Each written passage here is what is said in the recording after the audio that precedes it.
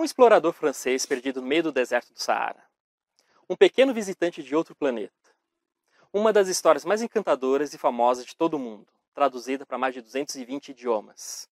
Vocês que estão me assistindo já devem ter adivinhado de que livro vamos falar hoje, certo? Um livro que eu não tive chance de ler durante a minha infância, só li recentemente, mas que me causou aquela sensação de deslumbramento que só quem é criança conhece. Eu sou o Diego, professor, livreiro, tradutor e apaixonado por livros. Venham comigo saber mais sobre O Pequeno Príncipe.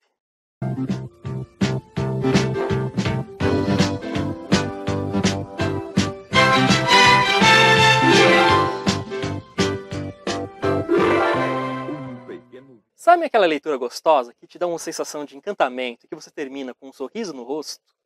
Pois foi exatamente assim que eu me senti quando eu li O Pequeno Príncipe.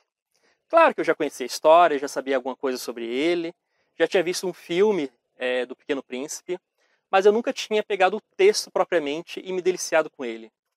E, gente, que texto saboroso, sabe? É uma coisa assim que dá pra vontade de você ler de novo e de novo, o que é facilitado porque o livro é bem curtinho, eu li numa tarde só. E assim, o que eu acho incrível nesse livro é que ele pode ser lido tanto por uma criança quanto por um adulto. As crianças vão amar porque, obviamente, foi para elas que esse livro foi escrito, e elas vão gostar da lógica do Pequeno Príncipe, as suas perguntas estranhas, né? Ou seja, estranhas para nós adultos, sabe aquelas perguntas que desconcertam os adultos porque está muito longe da lógica do cotidiano deles. A historinha singela do amor do príncipe pela sua rosa, as suas aventuras por outros planetas até chegar no planeta Terra. E os adultos vão adorar esse livro porque ele é profundamente filosófico. Através das perguntas ingênuas do Pequeno Príncipe, a gente redescobre a criança que nós fomos um dia e que nós perdemos quando nos tornamos adultos. E uma coisa muito legal do livro é a maneira como o autor narra a história, que é como se fosse uma conversa dele com o público-alvo, que são as crianças. Então ele já começa falando dele mesmo, de que quando ele era criança, ele gostava de desenhar. E o primeiro desenho que ele fez, baseado num documentário que ele viu, é de uma serpente comendo um elefante. Então, assim, ele coloca o desenho aqui. Dá pra ver? Essa é a cobra com o elefante dentro dela, já comido. Só que ele ficou desanimado, porque sempre que mostrava esse desenho para um adulto, os adultos falavam: ah, isso é um chapéu. Ah, por que você está desenhando um chapéu?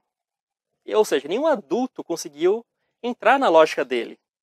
E isso o desestimulou a continuar desenhando. Então ele abandonou essa tarefa. Porque, como ele mesmo diz, é muito cansativo ficar explicando o óbvio para os adultos.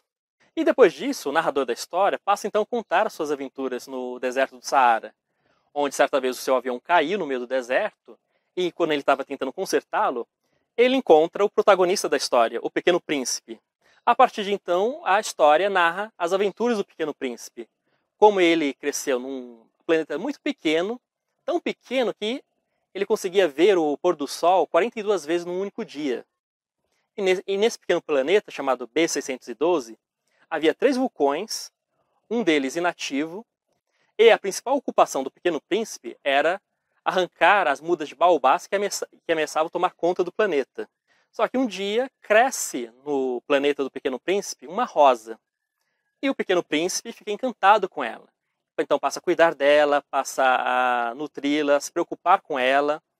E ela cresce linda, vigorosa, mas também é uma personagem fútil, vaidosa, que machuca o Pequeno Príncipe, apesar de ter apenas 4 espinhos. E apesar de amar muito a sua rosa, o Pequeno Príncipe fica incomodado com a vaidade, com o egoísmo dela. E isso leva a abandonar o seu pequeno planetinha e a viver aventuras em outros planetas. Então ele passa por diversos outros, onde encontra pessoas mais diferentes possíveis, até que finalmente cai na Terra e encontra o narrador da nossa história.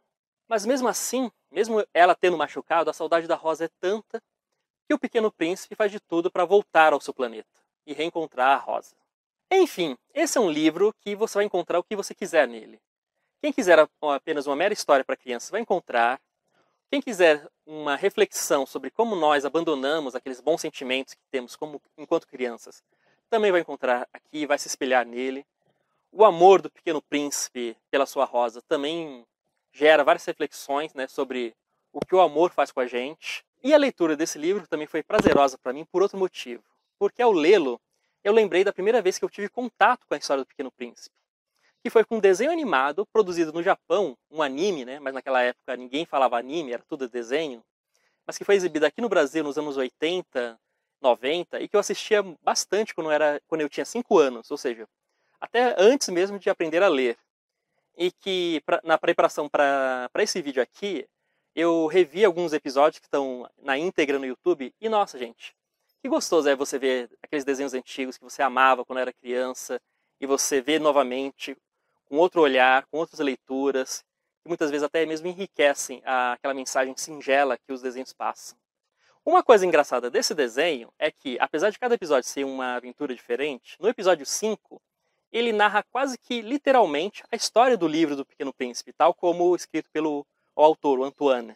Mas afinal, por que então que esse livro é tão famoso, tão comentado, é adotado até mesmo em cursos de filosofia e educação?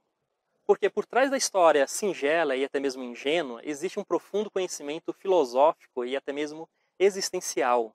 Então, por trás de cada aventura do Pequeno Príncipe, existe uma profunda reflexão sobre o sentido da vida, da amizade, do que é realmente importante para cada um de nós e sobre nossos sentimentos.